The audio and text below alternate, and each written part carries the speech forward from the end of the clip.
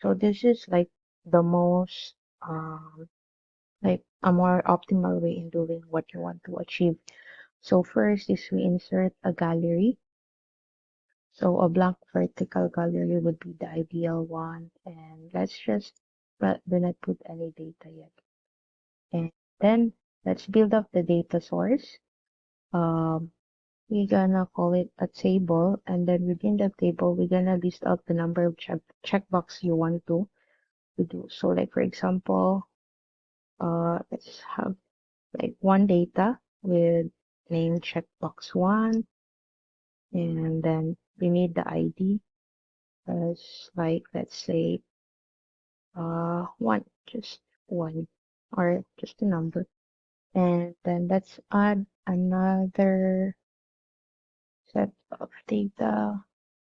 So let's zoom out so you can see here I have 4 rows, 2, 3, 4.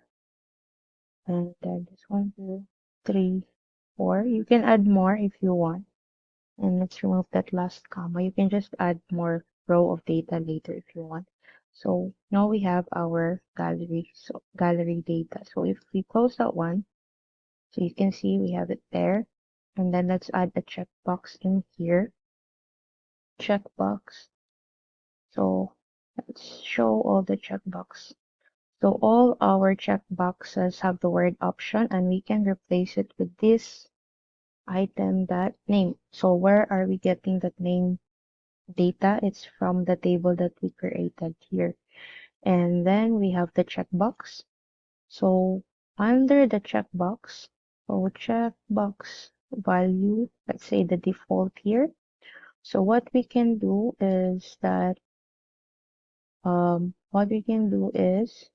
default will be this item that is selected. So let's try. And then let's make it like, so you see that one there. And then let's make it in view so nobody can change, like you cannot tick or untick the data. So like this one, I tick the checkbox 2, put there. So whenever I check something, it only enables the the exact checkbox for that item. So next is the container. So let's have a container. So I have additional label controls here, but ignore that one because it's my guide to set this instruction. So now we're done with the gallery. Now let's create the container. So let's insert a container. Container is the container of data. So like you can group all your data. So like let's say insert text label here.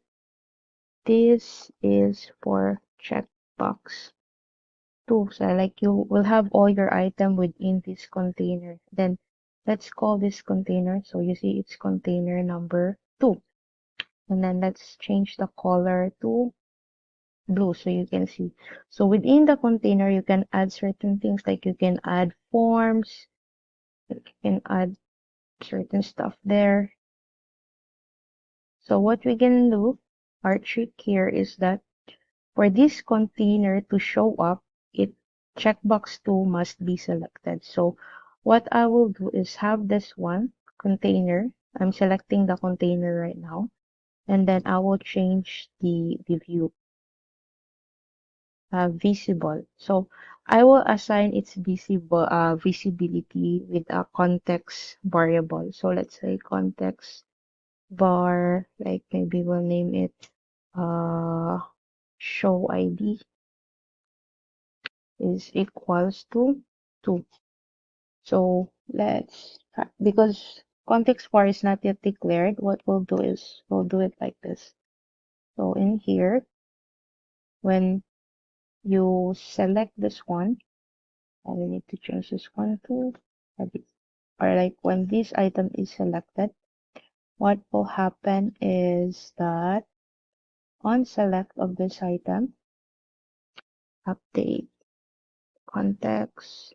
So we'll update the value of this one to this item dot ID. So like let's say we press the first one. So let's try to track the value of context for show ID. So let's see in here. create a text, and then show contact party. So right now we haven't done anything yet. So let's try to press this one. 1, 2, 3, 4. 1, 2, 3, 4. Okay, so as you can see, if I take this one, like, um, let's try to disable this here. Like, just make it view, and then see 3, 3, 2, 1, 3, 3, 2, 1. So that's it. And then what will go back to the container number 2, and then let's just do that one there. So whenever I press 2, so all the components of 2 will show up. And let's try to make another container. So we need to create the container while clicking the screen value, because if we do it there, insert container, and then it's gonna be created within container 2. So you can see container 2, container 3. So let's delete that one, and then select here, insert container. So let's try creating container 1 first, because say this is container 4. Container 4 is purple. Let's put name on it. So what happens now is when I click on container 4, we should change the value of that one. So let's see here. It should be number 4. Visible. For visibility, it should be number 4. So right now, when I click number 4, only 4 will show up. Like you can see that 2 is not shown in the back. And then container 2, container 4. Okay, so let's add 2 more containers for other containers, like container 1.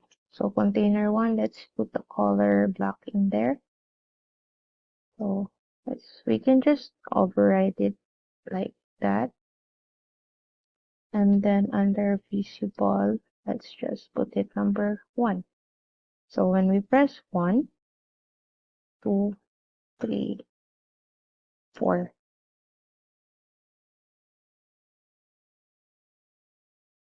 Actually, we're done right now, but this is just additional thing.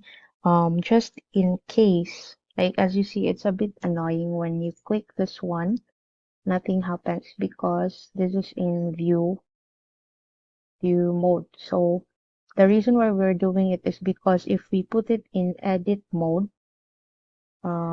say here, edit, it toggles between checked and unchecked. So, but still click on number 1. So what we can do is we leave it as view.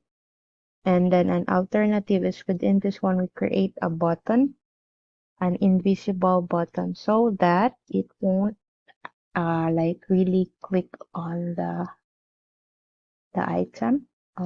Instead of like we have that one there, and then we just delete this one. We remove the text. We make it transparent, and then also make this one like no borders at all. So let's try. Okay, so we still have hover. So let's go to the border. Let's make it transparent. Let's make it transparent. So we still have the hover here. So let's just make it RGBA 00000. So now we have a transparent button. So we click there. Click. Oh, yeah. We don't have any container for 3, but that's the idea of how we're doing it. We actually just modify the visibility. So I think this might be a better way of making things more organized when you develop your app.